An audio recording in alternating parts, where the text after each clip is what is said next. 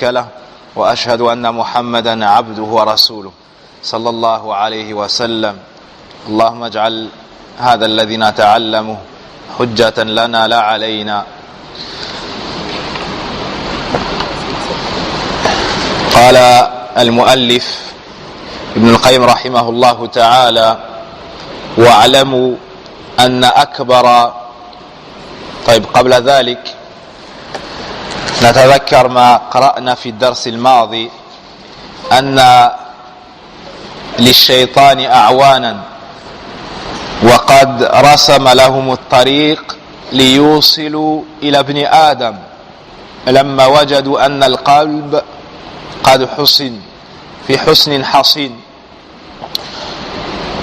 Donc, avant de poursuivre, nous allons nous rappeler ce que nous avons lu. C'est que lorsque Shaitan a voulu s'en prendre au fils de Adam, il a trouvé que le roi, c'est-à-dire le cœur, était dans une forteresse parfaitement préservée. Il a donc dessiné ou bien tracé la marche à suivre à ses alliés, les shayatines, parmi les djinns et parmi les humains. Il leur a tracé le chemin afin de pouvoir entrer chez le fils de Adam par différentes brèches. Parmi les brèches, il y a la vue, il y a l'ouïe, il y a la langue. Naam. Et nous avions dit que une grande arme du shaitan est de leur dire de faire tomber Ibn Adam par l'intermédiaire de deux points. Premièrement, at-takallumu bil-batil, le fait de parler avec ceux qui sont en contradiction avec le Coran et la Sunna, le fait de parler de par le faux. La deuxième arme, as-sukutu anil haqq, le fait de se taire et de ne pas dire la vérité lorsqu'il y a un mal. Avec ces deux armes, Shaitan fait tomber bon nombre de fils de Adam dans le mal.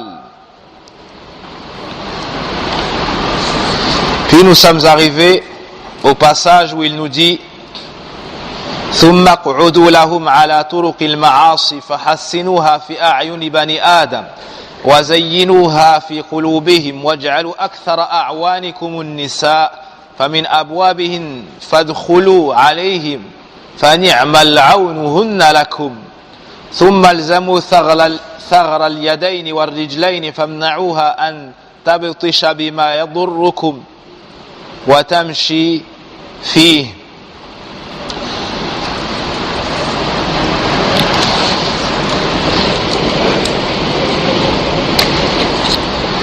Le Shaitan leur dit, donc à ses alliés, attaquez-les ainsi sur toutes les voies de bien.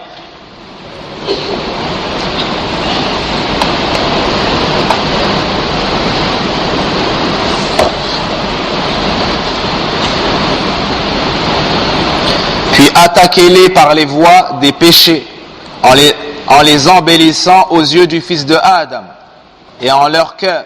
Et aidez-vous au plus en cela des femmes. Par leur entremise, introduisez-vous auprès d'eux qu'elles sont bonnes pour vous. Le Shaitan dit à ses alliés de se mettre sur tous les chemins du bien et des hasanat, afin que le fils de Adam ne puisse repartir avec des hasanat, que ce soit la prière, que ce soit le dhikr, que ce soit le siyam, que ce soit le hajj, que ce soit l'umrah, que ce soit sadaqa, que ce soit la bonne parole, que ce soit l'étude de la science. Le Shaitan dit à ses alliés: découragez-les autant que possible, dans un premier temps en les détournant totalement. Si vous ne pouvez pas, en les freinant. Si vous ne pouvez pas, en faisant en sorte qu'ils soient distraits durant cette action. Et il dit qu'il leur faut nous embellir le mal. Parmi les armes du Shaitan, le fait d'embellir le haram au fils de Adam et de l'embellir dans leur cœur. Puis il dit à ses alliés de céder des femmes pour nuire au fils de Adam. Yani d'entrer par la porte de la fitna de la femme. Puis attachez-vous à la brèche des mains et des pieds et empêchez de saisir ou de cheminer vers ce qui vous nuira. Shaitan leur dit: faites en sorte que leurs mains ne se dirigent pas vers le halal. Faites en sorte que leurs pieds ne se dirigent pas vers le halal. Par exemple, celui qui veut prendre le Coran, le mushaf, et lire, le shaitan vient pour le détourner de cela. Celui qui veut marcher vers le masjid, le shaitan vient pour détourner ses pieds de cela. ثم الزموا طيب واعلموا أن أكبر أعوانكم على نزوم هذه الثغور مصالحة النفس الأمارة فأعينوها واستعينوا بها. Puis il dit, sachez que votre plus grand soutien à la surveillance de ces brèches consiste à établir un pacte avec l'âme incitatrice au mal. Ainsi, aidez-la et cherchez son aide. Le shaitan dit que parmi les plus grands soutiens, parmi les plus grandes causes pour réussir à nous égarer, c'est le fait que les shayatines fassent un pacte avec l'âme incitatrice au mal. Dans le Coran, Allah subhanahu wa ta'ala nous parle de 3 types d'âmes. Dans le Coran, Allah azza wa jal nous parle de 3 types d'âmes. À la fin de Suratul Fajr, il nous parle de la meilleure âme. Al-Mutma'inna, celle qui est apaisée. Ya ayyatuha an-nafsul mutma'inna, celle qui est apaisée. Par le rappel d'Allah, par le bien, elle est apaisée. Elle aime le bien, elle appelle le serviteur à faire le bien, elle pousse le serviteur vers le bien. Et lorsqu'il veut faire le mal, elle le décourage, elle lui montre les conséquences. C'est la meilleure des âmes. C'est celle-ci qui entrera au paradis. Le deuxième type d'âme, c'est al-lawwama, l'âme qui fait des reproches à son propriétaire. Dans Suratul Qiyamah, wala uqsimu bin nafsil lawwama, on jure par l'âme qui est lawwama. Al-lawm, c'est les reproches, c'est le blâme. Cette âme-là a du bien, mais elle a des défauts. C'est une âme qui, lorsqu'elle tombe dans le mal, donc elle succombe par moments, mais elle se rappelle d'Allah. Alors elle fait des remarques et des reproches à l'homme, à la femme, ce qui amène des regrets et un retour vers Allah. Donc il y a du bien dans cette âme, mais elle a un niveau moindre. Le troisième type d'âme, al-ammaratu bis-sou, l'incitatrice au mal. Comme dans Sourate Yusuf, inna an-nafsa la'ammaratun bis-sou. Certes, l'âme est incitatrice au mal, sauf celle à qui Allah fait miséricorde.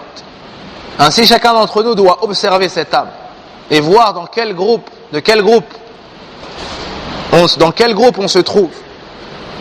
Et cette faïda est prise d'un cours de Cheikh Ubaydullah al-Jabiri, hafidahullahu ta'ala, un grand savant de Médine, la ville du prophète sallallahu alayhi wa sallam. Le shaitan dit à ses alliés, établissez un pacte avec l'âme incitatrice au mal. Donc vous les shayatines, en s'alliant à l'âme qui appelle au péché, c'est une âme qui se tranquillise dans le haram, c'est une âme qui ne supporte pas le halal, c'est une âme qui ne supporte pas la piété. Elle se sent mal lorsque l'homme est dans la piété, elle suffoque lorsque l'âme est dans la piété, et elle dégage un sentiment de plaisir et de bonheur trompeur lorsque la personne est dans le péché. Lorsque la personne est dans le péché, elle fait oublier le retour vers Allah, elle fait oublier la menace et les conséquences des péchés. Donc le shaitan leur dit, alliez-vous avec cette âme et aidez-la à faire tomber le fils d'Adam dans le haram, naam, et chercher son aide. فأعينوها واستعينوا بها وأمدوها واستمدوا منها وكونوا معها على حرب النفس المطمئنة فاجتهدوا في كسرها وإبطال قواها ولا سبيل إلى ذلك إلا بقطع موادها عنها فإذا انقطعت موادها وقويت مواد النفس الأمارة وانصاعت لكم أعوانها فاستنزلوا القلب من حصنه واعزلوه عن مملكته وولوا مكان النفس الأمارة فإنها لا تأمر إلا بما تهوونه وتحبونه.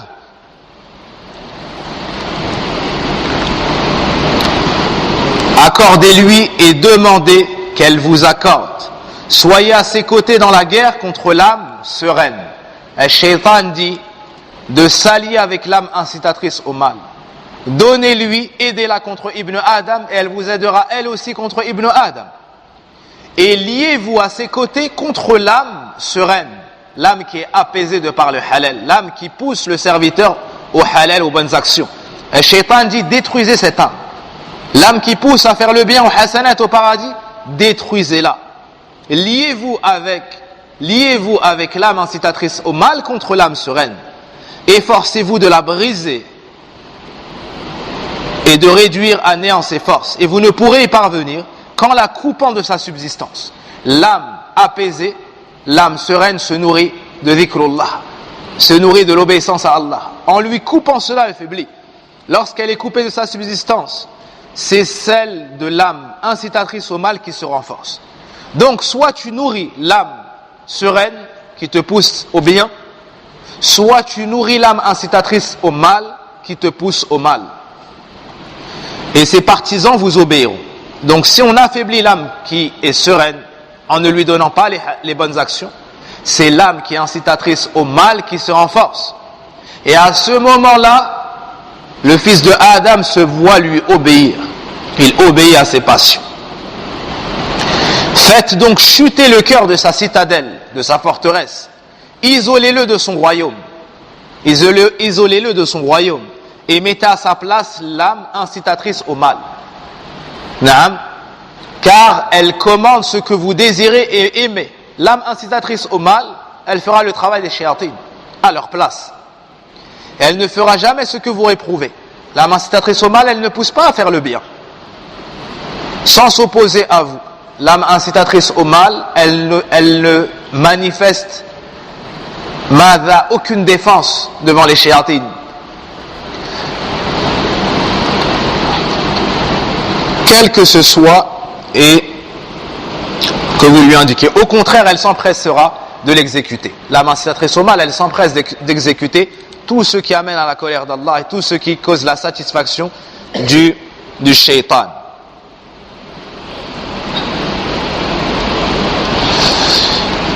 ولا تجيئكم بما تكرهونه البتة مع أنها لا تخالفكم في شيء وتشيرون به عليها في شيء تشيرون به عليها بل إذا أشرتم عليها بشيء بادرت إلى فعله فإن أحسستم من القلب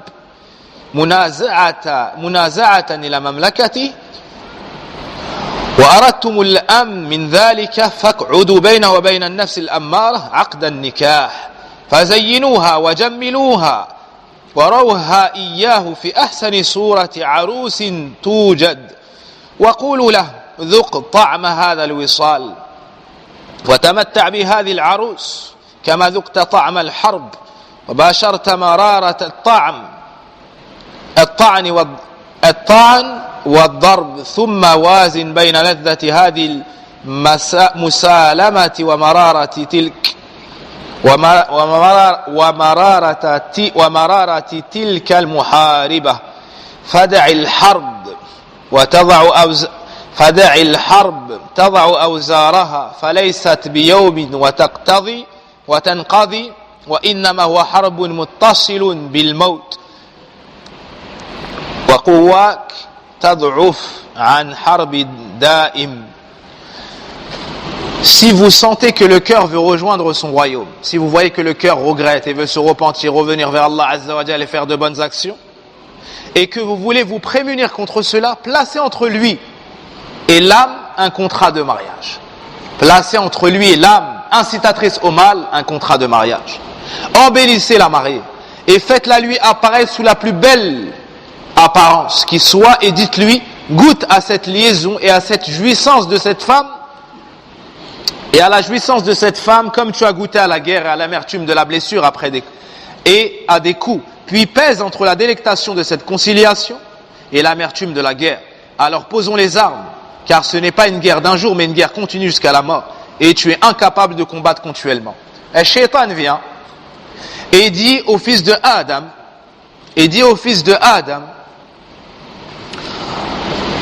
mettez un acte de mariage entre lui et l'âme incitatrice au mal.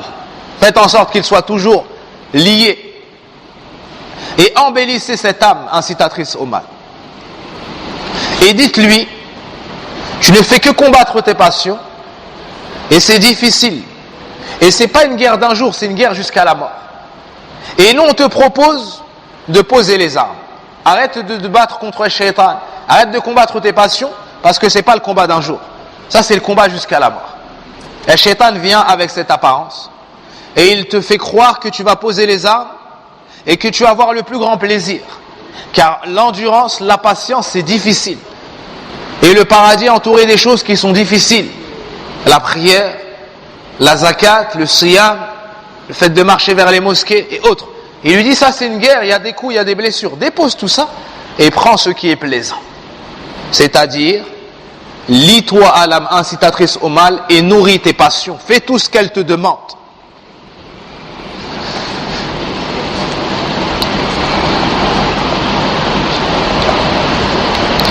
وَاسْتَعِينُوا يَا بَنِيَّ بِجُنْدَيْنِ عَظِيمَيْنِ لَنْ تُغْلَبُوا مَعَهُمَا. Puis il leur dit, ô mes enfants, parle aux shayatin, aidez-vous en cela de deux armées avec lesquelles vous ne serez jamais vaincus. Ces deux points-là, il faut les noter et les retenir. Ces deux points-là, il faut les noter et les retenir. Ibn al-Qayyim rahimahullah ta'ala nous dit, ahaduhuma jundul ghafla, l'armée de l'insouciance. L'armée de l'insouciance. Le shaitan tente de faire tomber les gens dans l'insouciance. فَأَغْفِلُوا قُلُوبَ بَنِي آدَمَ عَنِ اللَّهِ تَعَالَى وَالدَّارِ الْآخِرَةِ بِكُلِّ طَرِيقٍ فَلَيْسَ لَكُمْ شَيْءٌ أَبْلَغَ فِي تَحْصِيلِ عَرَضِكُم مِّن ذَلِكَ فَإِنَّ الْقَلْبَ إِذَا غَفَلَ عَنِ اللَّهِ تَعَالَى تَمَكَّنْتُم مِّنْهُ وَمِنْ أَعْوَانِكُمْ وَمِنْ إِغْوَائِهِ. Le shaitan leur dit, la première armée, c'est l'insouciance. Mettez dans le cœur d'Ibn Adam l'insouciance. Ainsi vous devez détourner de toutes les manières le cœur du fils de Adam, d'Allah et de la demeure de l'au-delà. Faites tout ce qui est en votre possible pour détourner le cœur du fils de Adam d'Allah. Premièrement. Deuxièmement, faites tout ce qui est dans votre capacité pour détourner le cœur du fils de Adam de l'au-delà. Parce que ces deux points-là, le fait de croire en Allah et au jour dernier, d'aimer Allah au-dessus tout, et de croire en la résurrection des corps, des âmes, au jugement, au paradis, à l'enfer, c'est ce qui coupe les plaisirs. D'aller dans le haram, et c'est ce qui donne du plaisir à adorer Allah Azza wa Jal. Pourquoi? Parce que tu sais que tu vas revenir un jour vers Allah, et tu as la certitude qu'il va te juger. Et tu as la certitude qu'il n'y a que deux finalités. Fariqun fil jannah wa fariqun fis sa'id. Une partie ira au paradis, une partie ira dans la fournaise. Celui qui a ça dans son cœur et qui n'est pas distrait de ça, il ne va pas rester dans les péchés. Il ne va pas rester dans les péchés. Et Shaitan leur dit, enlevez-leur ça du cœur. Faites qu'ils oublient Allah, qu'ils oublient la mort et le retour vers Allah pour le jugement. Ça, c'est la première arme. C'est là qui détruit Ibn Adam, qui détruit son bas monde, qui détruit son au-delà. Celui qui est assis dans les péchés, celui qui délaisse la salat, est-ce qu'il se rappelle d'Allah? Est-ce qu'il se rappelle qu'il va être jugé, il va comparaître devant Allah nu non circoncis avec ses actions? Il oublie complètement. Ça, c'est une des armes du shaitan. Ça, c'est une des armes du shaitan. Sinon, personne ne pourrait être distrait de la salat, de la zakat, des bonnes actions et autres. Mais le shaitan met cette maladie dans le cœur d'Ibn Adam. Rien n'est plus à même de vous faire parvenir à votre objectif, car si le cœur se détourne d'Allah, vous pourrez le dominer et le fourvoyer. Si le cœur se détourne d'Allah, et il n'est plus soumis à Allah, il sera soumis au shaitan. Soit tu es avec Allah, soit tu es avec le shaitan, il n'y a pas autre chose. Soit tu es avec Allah, tu es fort, soit tu es avec le shaitan, tu es faible et il te mène où il le souhaite. Puis Ibn al-Qayyim rahimahullah ta'ala nous dit Wathani, et avant ça Allah Azza wa Jal nous a interdit dans le Coran de faire partie du nombre des insouciants. Naam. Et pour les francophones, revenez au site La Voix Droite, il y a une conférence sur l'insouciance. Il y a une khutbah sur l'insouciance, écoutez-la, elle vous est très profitable, de notre frère Sadak Waffaqahullah. Wathani jundu shahawat, la deuxième armée, l'armée des désirs, les passions. Et Shaitan dit utiliser l'insouciance et utiliser les passions pour détruire Ibn Adam. Jundu shahawat, fazayyinuha fi qulubihim, wa hassinuha fi a'yunihim, wa soulu alayhim bihadayn al-askarayn. Puis, il leur dit embellissez-les en leur cœur et faites-les paraître bons, attaquez-les à l'aide de ces deux armées.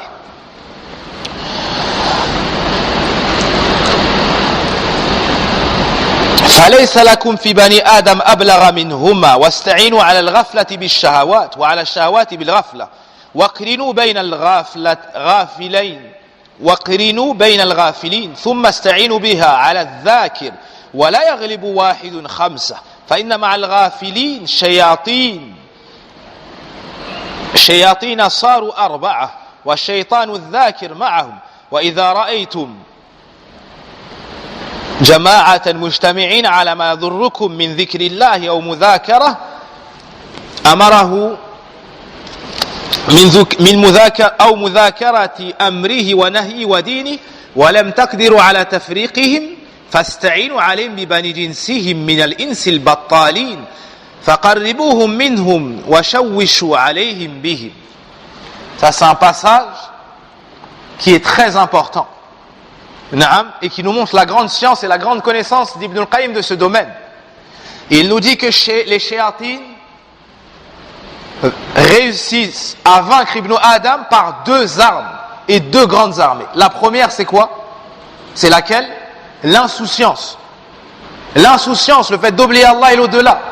La deuxième c'est les désirs et les passions. Le fait de succomber à ses plaisirs dans le haram. Et Shaitan leur dit d'embellir tout cela dans le cœur.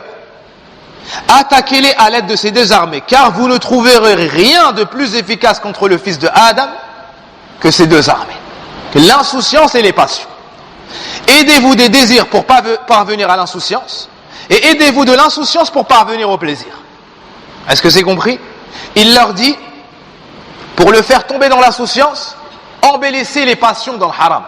Quand il va tomber dans le haram et succomber à ses plaisirs, il va être insouciant, car il sera enivré par ses passions.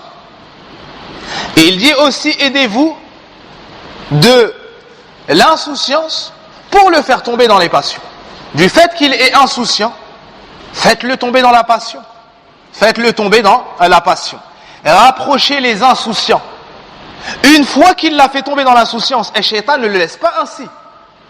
Il ne le laisse pas tout seul. Non, il réunit les insouciants entre eux. Est-ce que c'est compris? Si l'insouciant était seul chez lui, il va faire du mal à qui? À sa propre personne, n'est-ce pas? Et Shaitan ne se contente pas de ça. Il veut réunir un insouciant avec un second, puis un deuxième avec un troisième, puis un quatrième, puis un cinquième, et ainsi de suite. Pourquoi? Pour que ce groupe-là sème le désordre sur la terre d'Allah Azza wa Jal. Naam. Lui, il veut aller au cours, il veut s'asseoir, il veut écouter. Un insouciant vient à côté de lui, il lui parle jusqu'à ce qu'il lui fasse oublier l'heure de la salat. Pas du cours, de la salat. Quand il se souvient, la salat est passée. Il se dit, c'est pas grave, je vais aller en retard. L'autre, il lui dit, mais le cours, il a déjà commencé. Viens, tu iras la semaine prochaine. Et de toute façon, les frères enregistrent. Et de toute façon, il y aura le cours sur le site. Non, ça, c'est un exemple. Ça, c'est un exemple. Il veut aller à la salat, il veut prier, il lui dit, c'est pas grave, viens, on va prier en groupe ici. Ça, c'est un exemple. Un insouciant peut affecter une communauté tout entière. Un insouciant peut affecter une communauté tout entière. Naam. Rapprochez les insouciants, puis aidez-vous d'eux contre ceux qui mentionnent Allah. Et Shaitan dit, prenez les insouciants et utilisez-les comme armes contre celui qui n'est pas insouciant. Jetez les insouciants sur ceux qui ne le sont pas. Ceux qui mentionnent Allah, un seul pourra en vaincre 5. Il dit, un insouciant pourra en vaincre 5. Car les insouciants sont accompagnés de démons. Non, les insouciants sont accompagnés de démons. Si bien qu'ils sont au nombre de 4. Et le démon de celui qui mentionne Allah est avec eux. Est-ce que vous avez compris? Comment est-ce qu'Ibn al-Qayyim rahimahullah ta'ala est arrivé à ce chiffre? Allah subhanahu wa ta'ala, avant cela, j'ai oublié de citer le verset, nous interdit de faire partie du nombre des insouciants. وَلَا تَكُونُوا مِنَ الْغَافِلِينَ. Et ne soyez pas du nombre des insouciants. Ceci est une interdiction. Ceci est une interdiction. Allah Azza wa Jal nous a interdit ce qui nous nuit à nous, Ibn Adam. Et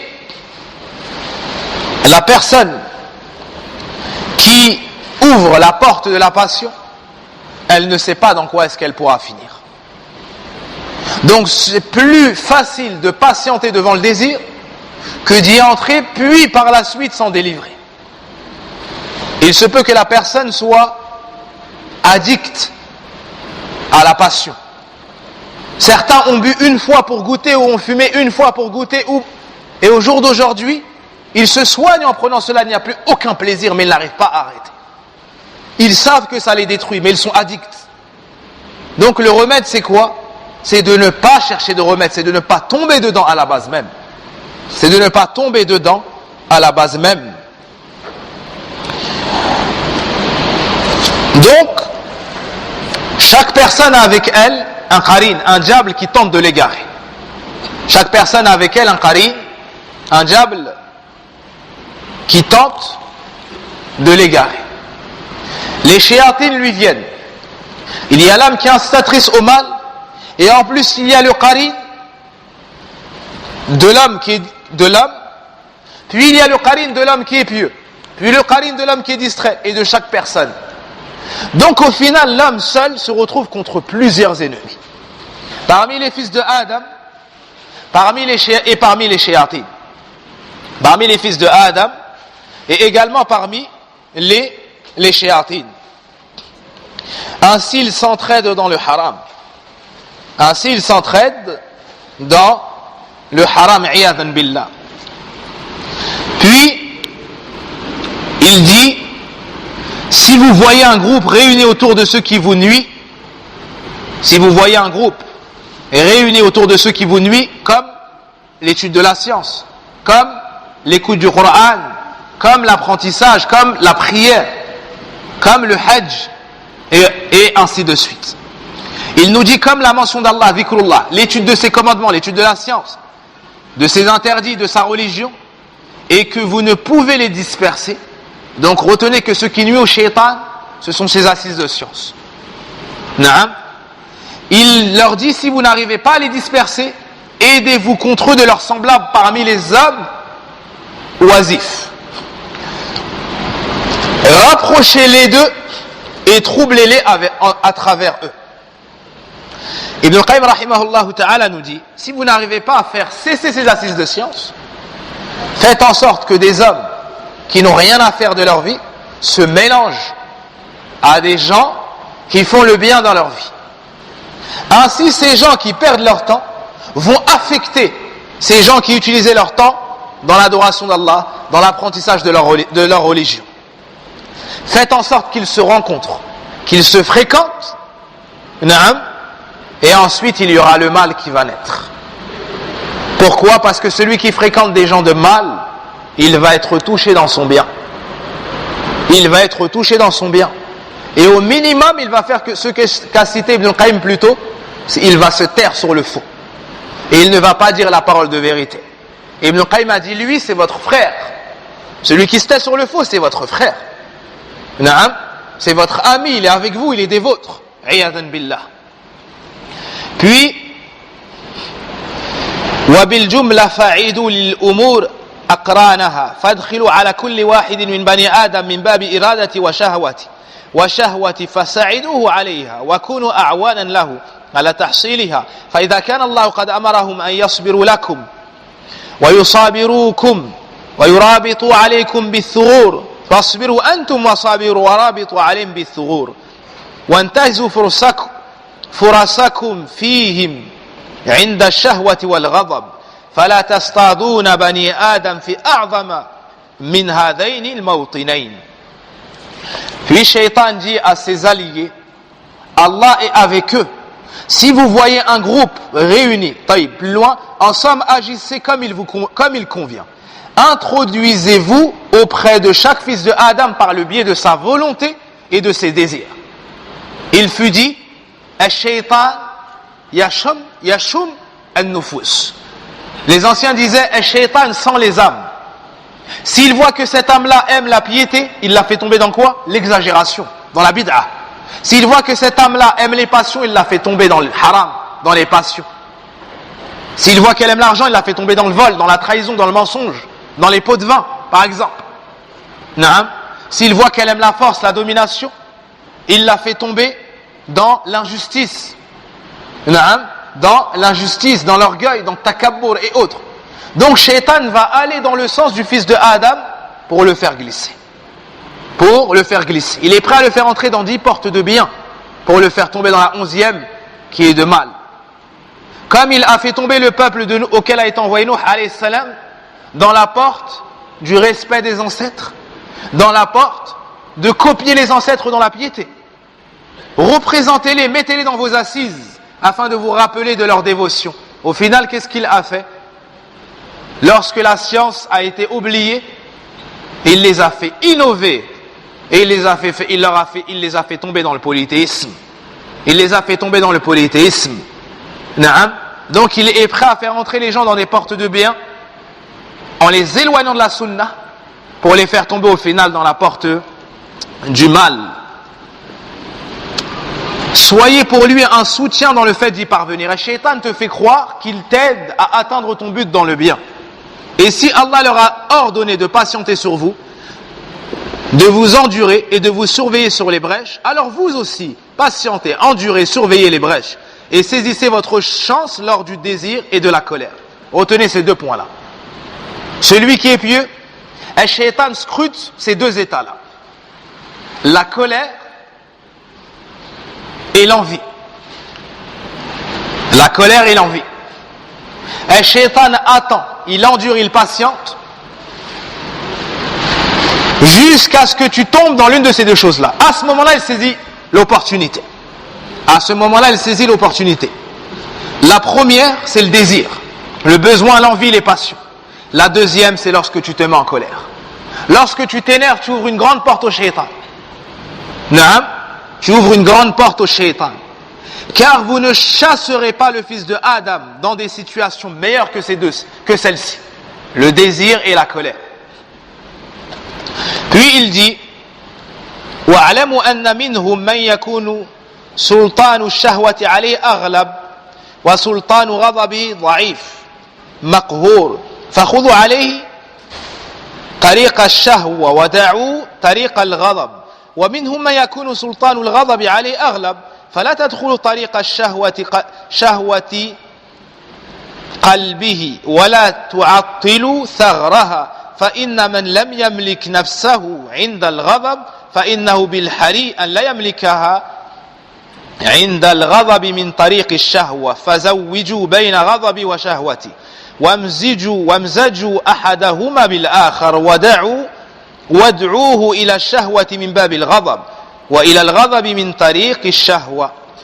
Sachez que parmi eux, certains sont dominés par le pouvoir des désirs. Certains tombent plus dans les passions que dans la colère. Alors que le pouvoir de la colère est faible et dominé. Le Shaitan leur dit, observez ces gens-là. Certains penchent plus vers les désirs haram. Et d'autres plus vers la colère. Ceux qui penchent vers la colère, rentrez par la porte de la colère. Et ne vous occupez pas des désirs. Et ceux qui penchent vers les désirs, ne vous occupez pas de la porte de la colère, mais préoccupez-vous plutôt de la porte du désir. Sans pour autant délaisser totalement cette porte. Donc passez par la porte qui est bien ouverte, mais gardez à l'esprit l'autre. Car une fois que vous serez entré par celle-ci, vous allez le tirer dans l'autre. Et une fois que vous serez entré dans l'autre, vous allez le tirer par celle-ci.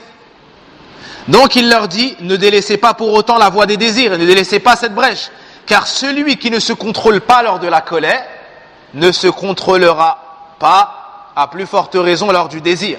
Alors joignez sa colère à son désir. Joignez sa colère à son désir.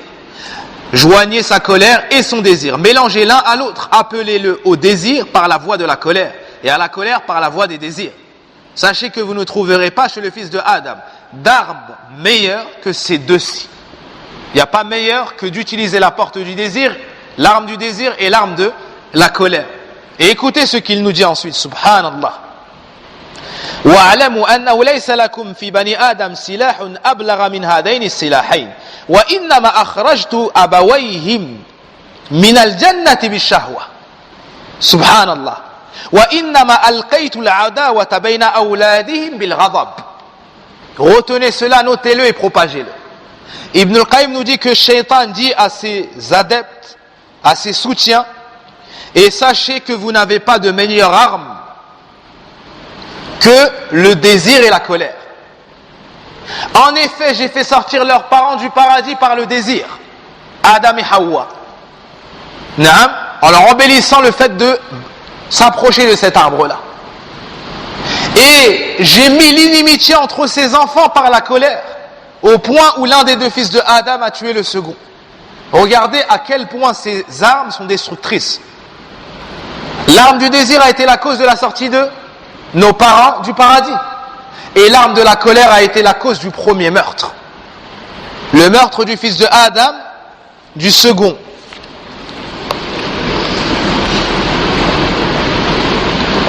Sachez que vous ne trouverez pas chez le fils de Adam d'armes meilleures que ces deux-ci. J'ai fait sortir ses parents du paradis par les désirs, et j'ai suscité l'inimitié entre leurs enfants par la colère. Et c'est par elle que j'ai brisé leurs liens et fait couler leur sang, et c'est par elle qu'un des deux fils de Adam a tué son frère.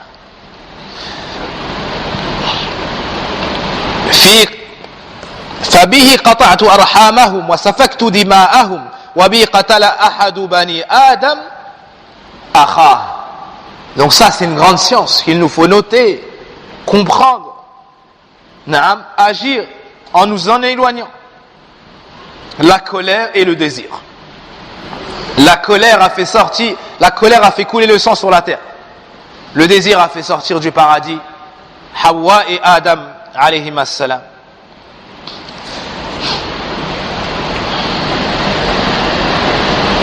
Donc, c'est une obligation pour nous que de faire attention à ces deux points-là.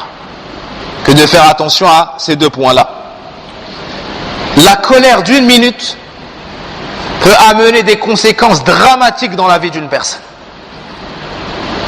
Un homme est venu voir le prophète alayhi salatu wassalam et lui a dit: Ya Rasulallah, awsini. Qala lahu la taghdab. Faraddada miraran, qala lahu la taghdab. Un homme a dit au messager d'Allah: fais-moi des recommandations. Et il lui a dit: ne te mets pas en colère. Il lui a dit: ajoute-moi. Il lui a dit: ne te mets pas en colère. Et à chaque fois que je lui demandais, il me répondait: ne te mets pas en colère. Naam. Parce que de la colère naît tout le mal. Qu'est-ce qui a fait que le fils de Adam a tué son frère? Cette colère. Qu'est-ce qui a fait que le sang est répandu sur la terre? Cette colère. Qu'est-ce qui a fait qu'un tel entre en prison suite au décès d'un tel qui était son ami? Un moment de colère, moins d'une minute des fois. Qu'est-ce qui a fait que cette personne a divorcé son épouse? C'est le 3e divorce. Et ils ont 5 enfants et il ne peut plus la reprendre. La colère. Naam. Puis il vient voir l'imam et il lui dit: je suis malheureux, je suis désemparé, je ne peux ne passer de cette situation, je ne peux tomber dans celle-ci. Qu'est-ce que tu as fait? Je l'ai divorcée. Mais tu peux la reprendre? Non, c'est le 3e divorce. Si ce n'est plus. Si ce n'est plus, il te dit: je l'ai tellement divorcée que je ne me souviens même plus du nombre. Puis il essaye de trouver un échappatoire en disant: oui, mais telle fois j'étais en colère. Mais est-ce qu'une personne divorce si ce n'est en étant en colère? Le divorce qui n'est pas valable, c'est le divorce dans lequel la personne a perdu la raison. Il est comme fou, il prononce le divorce, il ne sait même plus ce qu'il dit. Si sa mère venait à lui parler, lui dirait: je te divorce toi aussi. Il a perdu la raison. Quant au divorce de base, sans aucun doute qu'il est fait dans la colère. Donc cette colère-là, d'une minute, elle amène des conséquences très dramatiques, très grave. Quel est le remède? Suivre la sunna du prophète alayhi salatu wassalam. Lors de la colère, le prophète alayhi salatu wassalam nous a enseigné deux choses. La première, lorsqu'il a vu un homme se disputer avec un autre et devenir rouge, il lui a dit Inni la'a'lamu kalimatan law qalaha, je connais une parole, s'il la prononçait, ça aurait apaisé tout cela ou fait disparaître tout cela. A'udhu billahi minash shaytanir rajim. C'est quoi cette parole? A'udhu billahi minash shaytanir rajim. La première recommandation, le premier comportement, tu t'éloignes des causes de la colère. La tardab, c'est-à-dire éloigne-toi des causes de la colère. Puis une fois en colère, quel est le comportement? Premièrement, al-isti'adha. Tu dis a'udhu billahi minash shaytanir rajim. Parce que ça, c'est une boule de feu que Shaitan met dans ton qalb, comme va expliquer Ibn al-Qayyim. Tu dis a'udhu billahi minash shaytanir rajim. Ça éteint le feu comme l'eau l'éteint. Ça éteint la colère comme l'eau éteint le feu. Le deuxième comportement, uskut. Tais-toi, observe le silence. Car jamais tu ne regretteras de t'être tu. Mais ô combien de fois tu peux regretter d'avoir parlé. Comme a dit le poète, j'ai jamais regretté d'avoir retenu ma langue. Mais combien de fois j'ai regretté d'avoir parlé? Naam, la chose que tu ne dis pas, probablement tu pourras le dire par la suite. Mais la parole, lorsqu'elle est à toi, en toi, tu es son propriétaire. Lorsqu'elle sort de toi, c'est elle qui te possède désormais. C'est toi qui devras rendre des comptes de cela. Chaque parole. Puis tu dis, non mais j'ai été énervé. Est-ce que parce que tu es énervé, tu ne les trouveras pas dans tes feuilles yawm al-qiyamah? C'est le repentir qui peut effacer cela. Pas le fait de justifier l'erreur. Non, il faut effacer ce péché-là avec le repentir. De par la colère, il bat son épouse. De par la colère, il opprime ses enfants. De par la colère, il trahit. De par la colère, il opprime. De par la colère, il frappe. De par la colère, il divorce, il parle, il insulte. Combien de choses à cause de la colère? Une minute de colère peut amener des conséquences à vie. Des conséquences à vie.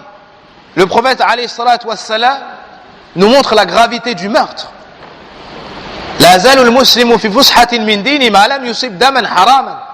Fa idha asaba daman haram ballah ay inqata'. La personne ne cesse d'avoir de la largesse dans sa religion tant qu'elle ne fait pas couler de sang. Mais à partir du moment où elle fait couler le sang de quelqu'un, ça s'arrête. Subhanallah. Combien de gens ont tué? Des gens qu'ils connaissent. La plupart du temps, c'est des gens qui se connaissent. Des insultes ou des coups ou bien des meurtres et autres. Telle cité contre telle cité. Non. Telle cité contre telle cité à cause de la colère entre deux personnes. Puis ça devient un problème de cité qui s'hérite, qui a été hérité de génération en génération. Au final, quand tu attrapes celui-ci, tu lui dis pourquoi est-ce que tu te bats avec les gens de ce quartier? Il ne sait même plus pourquoi. Parce que c'est une histoire qui remonte aux anciens. Naam. Et à Bobigny, on est bien placé pour le dire. Combien de quartiers? Tel quartier avec tel autre. Naam, tel quartier avec tel autre. Naam, sans vouloir citer de nom. Naam, pour ne pas sortir de notre sujet. Mais c'est un point qui est très important. C'est un point qui est très important. Le fait de ne pas ouvrir la porte de la colère. Et tu ne pourras pas battre ton ennemi par un meilleur comportement que de te contenir. Le prophète alayhi salatu wassalam dit Laysa ash-shadid bis-sur'a. Le fort n'est pas celui qui terrasse ses adversaires, qui bat tout le monde. C'est pas lui le plus fort. Mais celui qui se maîtrise lors de la colère. Lui, c'est le plus fort. Il peut exterminer ses ennemis avec son comportement. Non. Lorsque l'ennemi insulte et gesticule, son seul souhait c'est que tu fasses comme lui et te réduises à son niveau. Mais toi reste noble et reste fier de par le comportement du prophète alayhi salatu wassalam. As-sabr, l'endurance. Un jour un homme insultait un autre. Le deuxième était endurant. Au bout d'un moment, il a répondu, le prophète sallallahu alayhi wa sallam s'est levé, il est parti. Il lui a dit, ah Rasulallah, depuis tout à l'heure, il fait ceci et cela. Je vais rester. Et là, je vois que tu te lèves suite à une réponse de ma part. Et il lui a dit, un ange ne cessait de répondre à ta place. Mais lorsque tu as parlé, le mal arrive à cet endroit et je ne reste pas dans celui-ci. Les shéatines viennent dans ces assises-là. Tout comme les anges viennent dans les assises de science. Ainsi, tu dois fermer cette porte de la colère. Et ça, c'est un travail. C'est une éducation. C'est des doigts. Tu demandes à Allah d'apaiser ce cœur. Tu demandes à Allah de te donner un bon caractère. Tu étudies la sira du prophète sallam. Tu lis les livres où il y a le comportement du prophète alayhi salatu wassalam. Certaines personnes, lorsqu'elles entrent chez elles, elles insultent tout le monde. Elles insultent les proches, les enfants, femmes et familles. Elles ne peuvent contrôler leur langue lors de la colère. Certaines personnes, même dans la demeure d'Allah, al-masjid, se mettent en colère. L'endroit où il y a la miséricorde, l'endroit où on avance vers le paradis, l'endroit où on écoute le Coran. Certaines personnes, même après une prière obligatoire, le shaitan réussit à trouver chez eux la colère et à rentrer. C'est que le cœur est malade. C'est que le cœur est malade. Et tout ce qu'on vient de citer, c'est la colère qui n'est pas louable. Mais il y a une colère qui est louable, c'est se mettre en colère pour Allah lorsque les limites d'Allah sont transgressées. Ça, c'est une colère qui est aimée chez Allah Azza wa Jal. Le fait de se mettre en colère parce que le haram est fait, parce que les limites d'Allah Azza wa Jal sont toutes outrepassées. وَاعْلَمُوا أن الغضب جمرة في قلب ابن آدم والشهوة نار تثور من قلبه وإنما تطفئ النار بالماء والصلاة والذكر والتكبير وإياكم أن تمكنوا ابن آدم عند غضب وشهوة من قربان الوضوء والصلاة إن ذلك يطفئ عنهم نار الغضب والشهوة وقد أمرهم نبيهم بذلك قال إن الغضب جمرة في قلب ابن آدم أما رأيتم من احمرار عينيه وانتفاخ أوداجه فمن أحس بذلك فليتوضأ هذا الحديث ضعيف وقال لهم إنما تطفأ النار بالماء كذلك وقد أوصاهم الله أن يستعينوا عليكم بالصبر والصلاة فحولوا بينهم وبين ذلك وأنسوهم إياه واستعينوا عليهم بالشهوة والغضب وأبلغ أسلحتكم فيهم أنكاها الغفلة واتباع الهوى وأعظم أسلحتكم فيكم وأعظم أسلحتهم فيكم وأمنع حصونهم ذكر الله ومخالفة الهوى فإذا رأيتم الرجل مخالفا لهواه فاهربوا من ظله ولا تدنوا منه والمقصود أن الذنوب والمعاصي سلاح ومدد يمد بها العبد أعداءه ويعينهم بها على نفسه ويقاتلونه بسلاحه ويكون معهم على نفسه وهذا غاية الجهل ما يبلغ الأعداء من جاهل ما يبلغ الجاهل من نفسه. Ibn al-Qayyim rahimahullah ta'ala nous dit sachez que la colère est une braise dans le cœur du fils de Adam et que les désirs sont un feu qui s'élève depuis son cœur. Naam, la colère c'est une braise de feu dans le qalb, dans le cœur du fils de Adam. Et ce feu ne s'éteint, et les désirs sont un feu qui s'élève dans son cœur. Et ce feu ne s'éteint que par l'eau. La prière, la mention d'Allah, la glorification d'Allah. Approchez. Prenez garde lorsque le fils de Adam se met en colère de le laisser approcher les ablutions, la prière. Car cela éteindra le feu de la colère et des désirs. Et Shaitan leur dit, lorsqu'il est en colère, il ne faut surtout pas qu'il s'approche de al-wudu. Parce que l'eau, ça éteint le feu. Il ne faut surtout pas qu'il s'approche de la prière. La prière, ça va l'amener à l'apaisement, ça va l'amener au recueillement, au regret, au repentir, à s'améliorer, à se corriger après la salat. Beaucoup de personnes regrettent. C'est pour ça, lorsqu'il y a un problème, ils vont, ils prient. Ceux qu'Allah guide, lorsqu'il y a un problème, ils vont, ils prient. Après cette prière, ils regrettent. Après cette prière, ils appellent ceux avec qui ils se sont disputés. Même s'ils ont raison, ils s'excusent pour avoir la grande place et les hauts degrés chez Allah subhanahu wa ta'ala. Donc le shaitan leur dit, il ne faut surtout pas qu'ils fassent al-wudu, la prière, dhikrullah, car cela éteindra le feu de la colère et des désirs. Et c'est ce que leur a ordonné le prophète sallallahu alayhi wa sallam lorsqu'il dit, la colère est une braise dans le cœur du fils de Adam. Ne voyez-vous pas le rougissement de ses yeux et le gonflement de ses jugulaires, que celui qui ressent cela accomplit ses ablutions. Ce hadith est faible.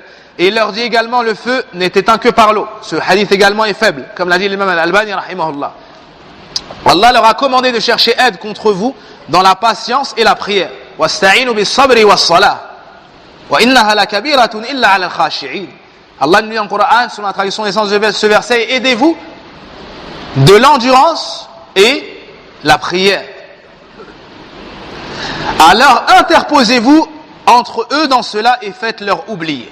Le shaitan dit, il ne faut pas les laisser faire la prière, ne laissez pas être endurants. Mettez-vous entre eux et les 7 salats, entre eux et l'endurance. La meilleure des armes dont vous disposez contre eux est l'insouciance et le suivi des passions. Ça, il faut le noter, il faut le retenir, le transmettre et l'enseigner. La meilleure arme du shaitan, la pire contre nous, est l'insouciance et le suivi des passions.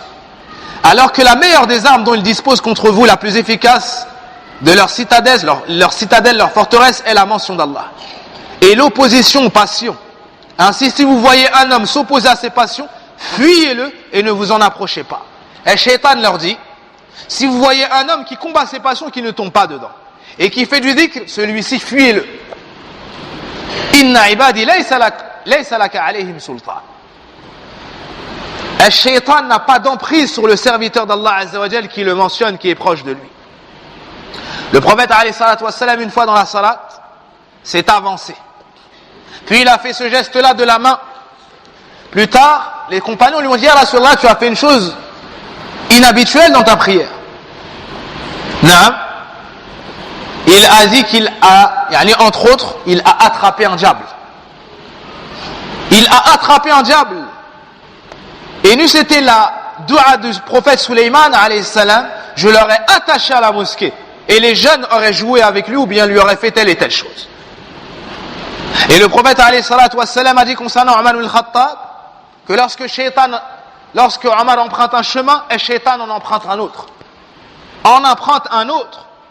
Celui qui est fort de par le din, de par dhikrullah, il est fort de par Allah, et Shaitan est faible devant lui. Le prophète alayhi salatu wassalam nous dit, lorsqu'on lit un passage où il y a la prosternation et qu'on se prosterne, et Shaitan invoque contre lui-même et il dit, malheur à moi, il m'a été commandé de me prosterner, je n'ai pas obéi, et lui, il lui a été ordonné de se prosterner, il s'est prosterné, il pleure. Naam. Lorsqu'il y a l'adhan, et Shaitan fuit, il se sauve et il émet un paix, et lorsque l'adhan finit, il revient. Lorsqu'il a l'iqama, à nouveau il se sauve, et ainsi de suite. C'est une guerre qui ne finit pas, si ce n'est au moment où on vient retirer ton âme. Donc tu dois étudier ces sens-là. Tu dois te prémunir contre Shaitan, et la meilleure arme que tu possèdes contre lui, c'est l'isti'adha. Faites de chercher refuge auprès d'Allah Azza wa Jal contre Shaitan. La meilleure arme que tu possèdes contre lui, c'est tafaqquh fi din, apprendre ta religion. Et apprendre ces techniques militaires et ces stratégies militaires pour te prémunir et te protéger. Et placer tes différents bataillons aux endroits judicieux pour préserver le roi, comme a dit Ibn Qayyim, le cœur, rahimahullah ta'ala. En somme, les péchés et désobéissances sont des armes que l'homme offre à ses ennemis. À chaque fois qu'on commet des péchés, on donne des armes au shaitan pour nous avoir, par lesquelles il les aide contre lui-même, et ainsi il le combat avec ses propres armes, et il se tient avec eux contre sa propre personne. Ce qui est le summum de l'ignorance. Le summum de l'ignorance, c'est que tu as un ennemi avec une armée, et toi tu viens et tu te mets dans ses rangs. Pour attaquer qui? Ton pays, ton propre pays, ta propre maison. Imaginez des hommes qui viennent pour détruire votre maison. Naam. Imaginez des hommes qui viennent pour détruire notre propre maison. Et nous, qu'est-ce qu'on fait? Au lieu de monter la garde, au lieu de les attaquer, de se défendre, qu'est-ce qu'on fait? On pose les armes.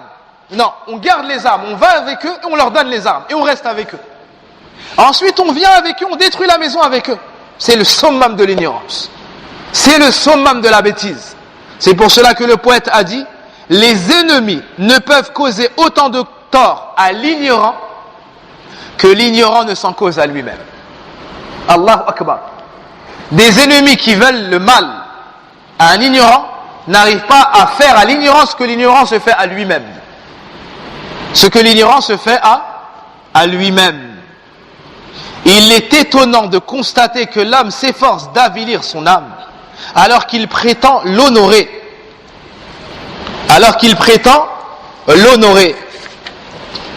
ومن العجائب أن العبد يسعى بجهده في هوان نفسه وهو يزعم أنه لها مكرم ويجتهد في حرمانها أعلى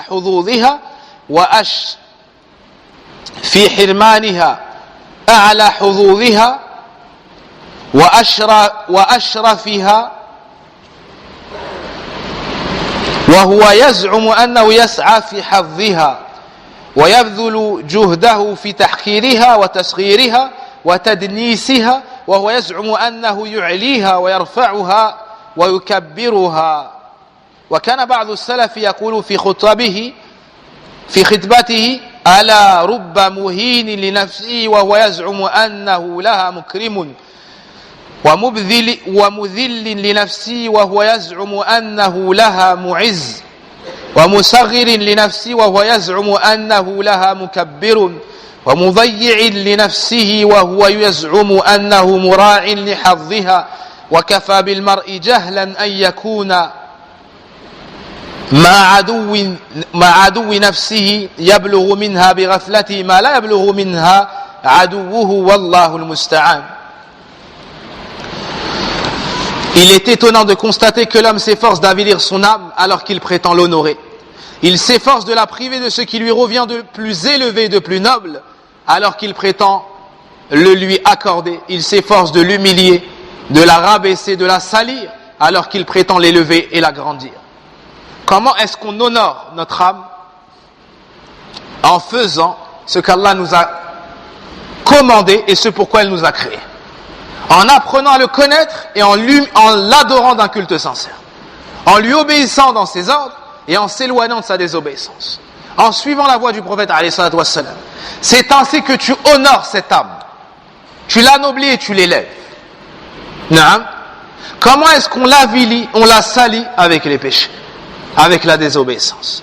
Un pieux prédécesseur a dit dans un de ses sermons: n'est-ce pas que l'on peut avilir son âme alors qu'on prétend l'honorer, l'humilier alors qu'on prétend la respecter, la rabaisser alors qu'on prétend la grandir, la négliger alors qu'on prétend son droit, respecter son droit? Suffit à l'homme pour ignorance que de se tenir avec son ennemi contre son âme et de lui causer plus de tort que ne lui en causerait son ennemi, qu'Allah nous vienne en aide. Comme il a dit, Allahul Musta'an. Donc ça, c'est une grande leçon et c'est un grand passage du livre Ad-Dawa Ad-Dawa du grand savant Muhammad ibn Abi Bakr al-Ma'ruf ibn Qayyim al-Jawziyya rahimahullah ta'ala. Ici, il nous a longuement décrit comment est-ce que Shaitan parvenait à pénétrer le cœur du fils de Adam pour qu'il se joigne à lui au combustible de la fournaise. Ça, c'est son but ultime et suprême. C'est faire de nous du combustible du feu de l'enfer. Parce que lui est inscrit en enfer. Lui, il n'a plus d'échappatoire. Donc il a pris l'engagement de nous faire entrer tous avec lui en enfer. Mais toi, ne désespère pas. Sache que tu as un soutien incommensurable. Tu as un soutien, s'il est avec toi, tu es imbattable. Tu as un soutien, s'il est avec toi, tu es l'armée qui est imbattable. C'est Allah subhanahu wa ta'ala. Kadhalika nunjil mu'minin. C'est ainsi qu'on sauve les croyants.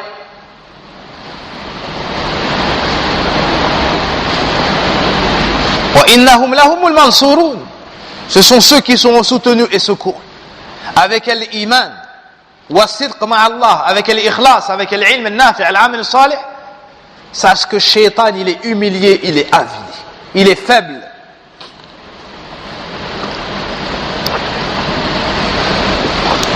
Mais la peur est pour qui? Pour l'ignorant, pour celui qui est insouciant et celui qui suit ses passions.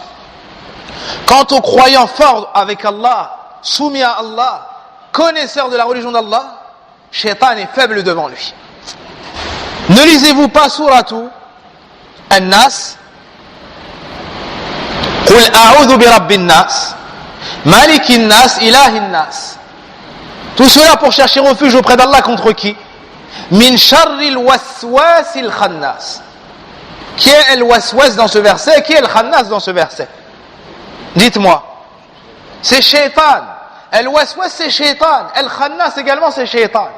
Celui qui a de l'emprise sur Ibn Adam au point de le troubler, au point de l'exciter dans le haram, au point de lui faire montrer le vrai comme étant le faux comme étant le vrai, au point de le distraire et de le faire suivre ses passions, ça c'est le waswas, c'est shaitan. El-khannas, il est humilié, il est rabaissé, il est abili, il est faible. Quand est-ce qu'il sera waswas? Quand est-ce qu'il sera khannas? Il est waswas quand on est loin du dhikrullah. Il est waswas quand on est loin du Coran. Il est waswas quand on est loin de la sunna. Il est waswas lorsqu'on est loin du rappel d'Allah et de son obéissance et des assises de science. Il est waswas. Il est fort contre eux. Il est khannas, humilié, avili, rabaissé, faible. Quand est-ce? Quand tu es proche d'Allah. Quand tu es avec Allah. Quand tu fais du dhikr. Quand tu fais du sirva. Quand tu étudies qui était le prophète sallam pour le suivre et lui obéir. Il est khannas, il est faible. Il n'a aucune emprise sur toi. Il n'a aucune emprise sur toi. Mais il va observer la brèche pour trouver le moment opportun pour entrer. Lors de la colère et lors de l'insouciance. Lors de la colère et lors de l'insouciance. Ainsi, celui qui arrive à bétonner ces brèches, qui arrive à fortifier et à protéger ses délimitations, voici celui qui sera élevé et honoré. Voici celui qui sera proche d'Allah Azza wa Jal dans ce bas monde et dans l'au-delà. Voici celui qui sera sur as-sirat al-mustaqim. Et celui qui marche vite sur as-sirat dans ce bas monde, il traversera vite as-sirat yawm al-qiyamah. Et c'est pour cela que dans chaque prière nous disons Ihdina as-sirat al-mustaqim. Guide-nous sur le sentier droit. Sirat alladhina an'amta alayhim. Le chemin de ceux que tu as comblés de tes bienfaits. Naam, ghayril maghdubi alayhim, non pas ceux qui ont encouru la colère, ni les égards. Tu demandes à Allah Azza wa Jal de t'accorder la droiture avec la science utile et les actions pieuses. C'est-à-dire de concrétiser ce avec quoi nous est venu Muhammad sallallahu alayhi wa sallam. Huwa alladhi arsala rasulahu bil huda wa dinil haqq liyudhhirahu ala ad-din kullihi wa kafa billahi shahida. Et celui qui a envoyé son messager avec la voie et la religion véritable, c'est-à-dire la science utile et les actions pieuses. Fanas'alullah yahdiyana ajma'in siratahu al-mustaqim.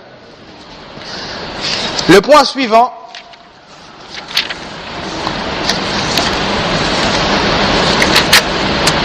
il nous reste 3 chapitres pour finir ce long passage sur les effets des péchés et et des désobéissances. Ensuite on revient à notre cours qui est l'étude de la sira du prophète sallallahu alayhi wa sallam, et on avait bien avancé par la grâce d'Allah Azza wa Jal uniquement.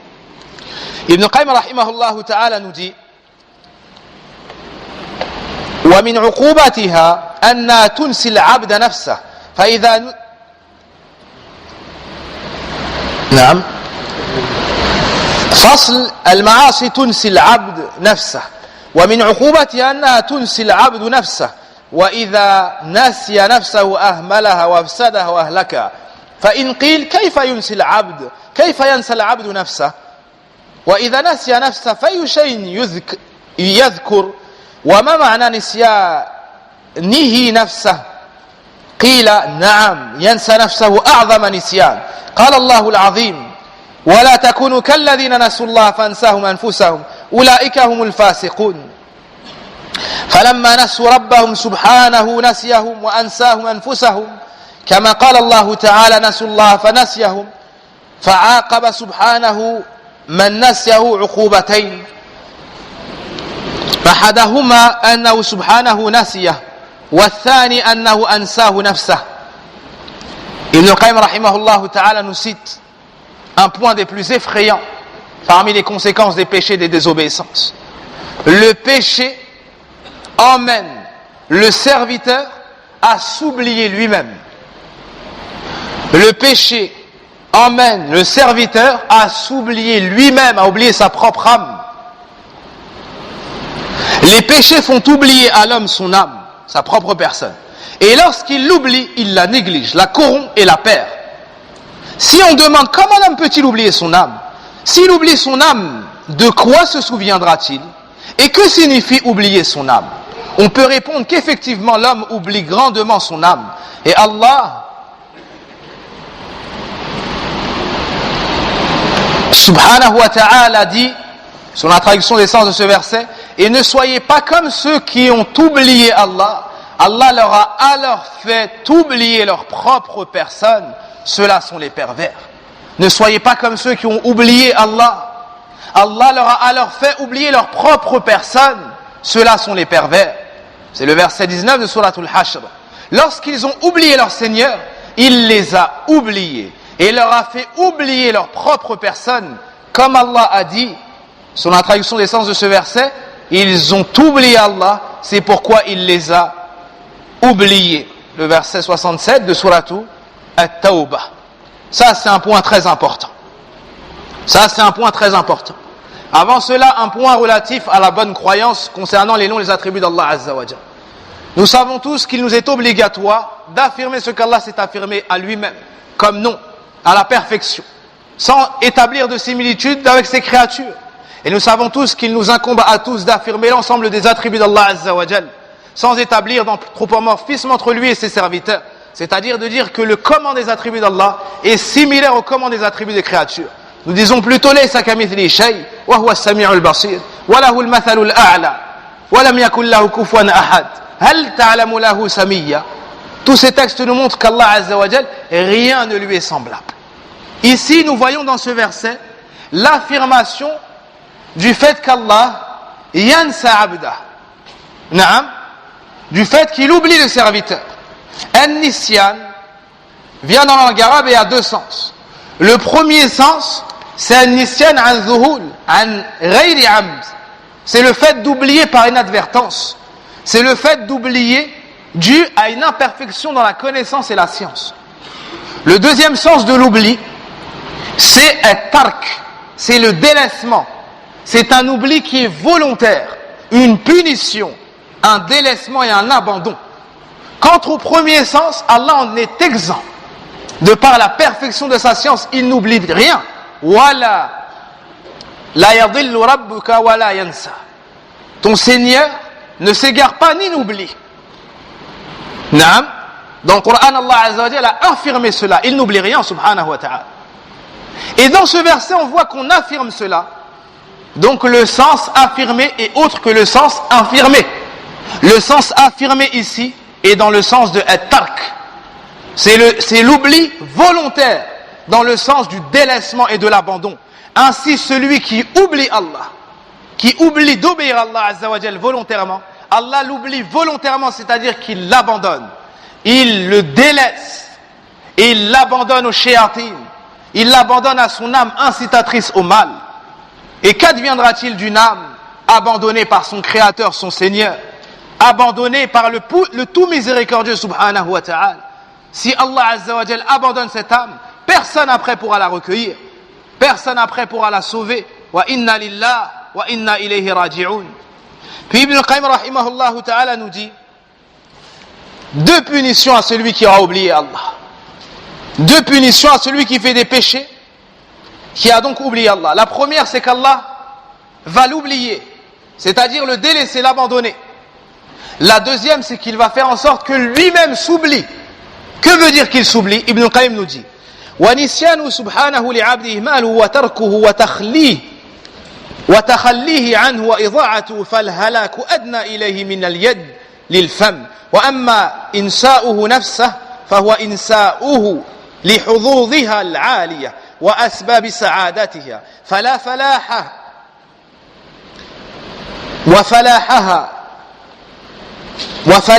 وصلاحها وما تكمل به ولا تكمل به نفسه ونسيان ذلك جميعه فلا يخطره بباله ولا يجعله على ذكره ولا يصرف إليه همته فيرغب فيه فإنه لا يمر بباله حتى يقصده ويؤثره وأيضا فينسيه عيوب نفسه ونقصانها وآفاتها فلا يخطر بباله إزالتها وإصلاحها. Allah al-Musta'an. Ibn al-Qayyim rahimahullah ta'ala nous dit, Allah inflige à celui qui l'oublie deux châtiments. Le premier est qu'Allah l'oublie, et le deuxième, c'est-à-dire qu'il le délaisse, l'abandonne. Et le deuxième est qu'il lui fait oublier sa personne. L'oubli d'Allah consiste à son abandon de l'homme, son délaissement et son égarement. Ainsi la perte est plus proche de lui que la main ne l'est de la bouche. Quant au fait qu'il fasse oublier son âme à l'homme, cela consiste à ce qu'il lui fasse oublier de lui accorder ce qui lui revient de plus élevé, ce qui amènera bonheur, succès, rectitude et qui le parfaira. Il lui fait oublier tout cela et ainsi il ne fait pas venir cela à l'esprit de l'homme, ne le fait pas s'en souvenir, ne dirige pas vers cela sa préoccupation et ne lui fait pas convoiter et ne le lui fait pas convoiter. Cela ne lui vient donc pas à l'esprit pour qu'il puisse la convoiter et le choisir. Que veut dire qu'Allah fait oublier la personne à la personne sa propre âme, sa propre personne? C'est-à-dire que l'homme oublie d'agir pour sauver son âme, oublie de préparer son au-delà et son paradis. Il oublie d'affranchir son âme de par le repentir, de par la prière, de par l'évocation d'Allah. Il oublie tout ça. Il agit dans ce bas monde comme s'il n'allait pas mourir. Il se comporte comme un animal, ou pire encore. L'oubli de sa personne, c'est-à-dire ne pas agir selon ce qui va lui apporter le bien et le salut dans ce bas monde ainsi que dans l'au-delà. Puis, le shaitan fait en sorte que tu ne t'en souviennes pas. Tu ne te souviens pas que tu es dans ce bas monde en lieu de passage. Tu ne te souviens pas que chaque péché t'éloigne de ton serviteur. Tu ne te souviens pas qu'il y a un enfer ardent, Naam, dont le combustible est les hommes et les pierres, ou les gens et les pierres. De même, il lui fait oublier les défauts. La personne oublie ses propres défauts. La personne oublie ses propres défauts, ses imperfections et fautes, si bien qu'il ne lui vient même pas à l'esprit de les faire disparaître et de les amender. Donc la personne, elle oublie qu'elle a des fautes et des défauts. Alors elle ne se corrige pas. C'est pour ça que les pieux prédécesseurs disaient qu'Allah fasse miséricorde à celui qui m'offrira mes défauts. Celui qui vient et qui te fait montrer tes fautes et des défauts, c'est le meilleur allié, c'est le meilleur ami. Car avec ça, tu vas te repentir, te corriger et chercher à t'améliorer au minimum. Naam, wa billahi tawfiq, wa la hawla wa la quwwata illa billah.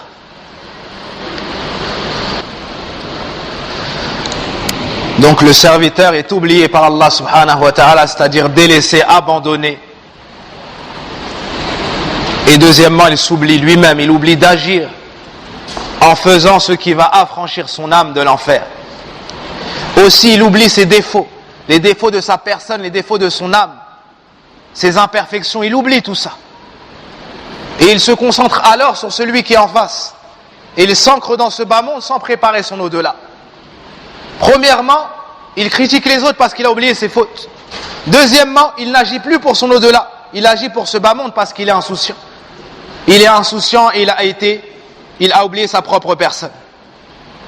وَلَا تُطِعْ مَنْ أَغْفَلْنَا قَلْبَهُ عَنْ ذِكْرِنَا وَاتَّبَعَ هَوَاهُ وَكَانَ أَمْرُهُ فُرُطًا. Allah Azza wa Jal nous a interdit de faire partie de ces gens-là. Il nous a interdit d'obéir à ces gens-là. Ceux qui sont distraits du rappel d'Allah et qui suivent leur passion et dont les affaires sont toutes désordonnées. Et celui qui est dans cet état-là, le shaitan a parfaitement emprise sur lui, wal-'iyadhu billah.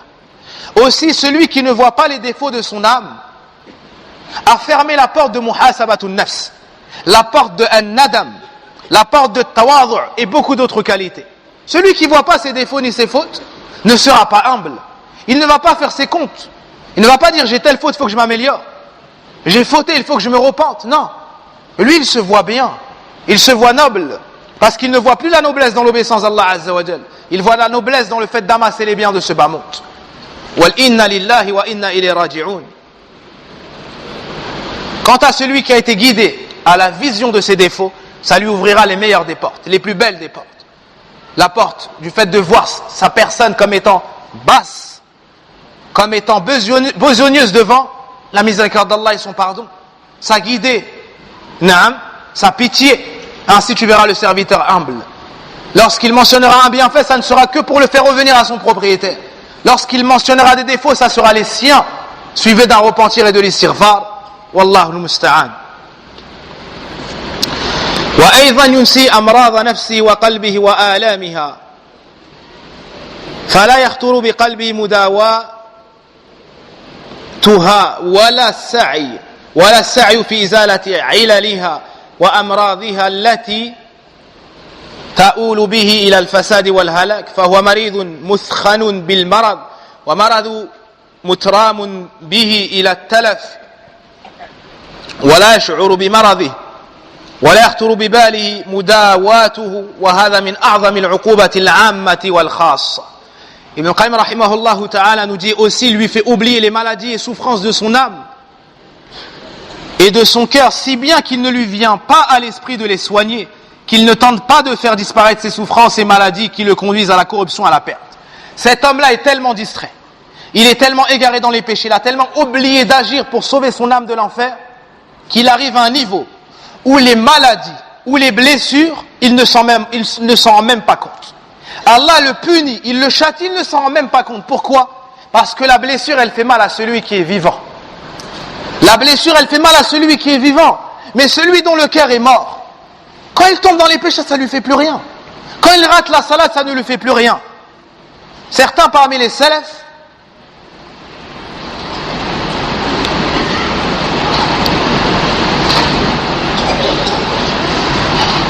certains parmi les pieux prédécesseurs, lorsqu'ils rataient une salate, ils pleuraient.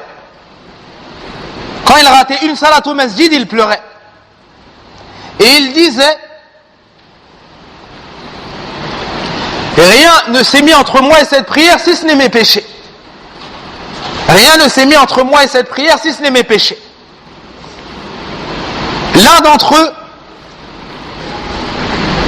lors de son décès, on entre chez lui, ou avant son décès,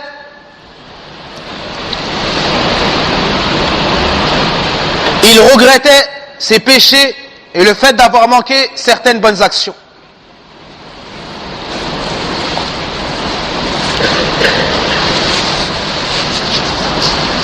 Par la suite, après son décès, certaines personnes sont entrées chez lui. Et ils ont vu une place dans sa pièce où il y avait du noir. Alors ils ont demandé, pourquoi est-ce qu'il y a cette noirceur? Ils ont dit, ça c'est sa place. Ça fait 30 ans qu'il se lève et il prie la nuit ici pendant des heures. Et qu'il mouille le sol. Subhanallah, ils avaient une vision d'eux-mêmes qui était basse. C'est pour ça qu'Allah les a élevés comme ça. Et nous, on a une vision de nous qui est honorable et qui est noble et qui est grande. C'est pour ça qu'on est dans cet état-là. Et que les punitions, on ne les voit pas. Certains pensent qu'ils sont aimés chez Allah parce qu'ils disent « je n'ai pas de malheur ». Naam. Mais en vrai, il est puni. Il ne se rend même pas compte de la douleur. Il ne se rend plus compte du malheur parce que le cœur est mort. Et pour faire revivre ce cœur-là, il faut l'arroser comme on fait revivre la terre avec l'eau. Et c'est pas l'eau qui va faire redonner vie à ce cœur-là. C'est la révélation, c'est le Coran. Il faut revenir au Coran. Il faut méditer le Coran. Il faut se soigner de par le Coran. Il faut revenir à la sunna du prophète alayhi salatu wassalam. Il faut étudier la sunna et la prendre en tant qu'amir réellement. Il faut prendre la sunna en tant que guide et ne faire devancer, et rien faire devancer devant le Coran et la sunna. Si on fait cela, on va faire revivre ces cœurs-là. Avec l'évocation d'Allah Azza wa Jal, Allah a fait fondre le cœur de gens qui ont vécu dans la jahiliya, ennemis de l'islam, ennemis du prophète alayhi salatu wassalam. De par la révélation, Allah Azza wa Jal a fait fondre leur cœur. De par la révélation, Allah Azza wa Jal les a guidés au Coran. Et nous, on est musulmans, bihamdillah, et on prie, et on jeûne, et on fait. Mais il faut soigner ces cœurs. Et il faut délaisser les péchés. Et il faut mettre une forteresse autour du cœur, de par l'évocation d'Allah, de par le repentir, et le fait de ne jamais tomber dans l'insouciance. Nas'alullah subhanahu wa ta'ala بأسمائه الحسنى وصفاته العلى أن يمن علينا بتوبة نصوح. اللهم اغفر لنا ذنوبنا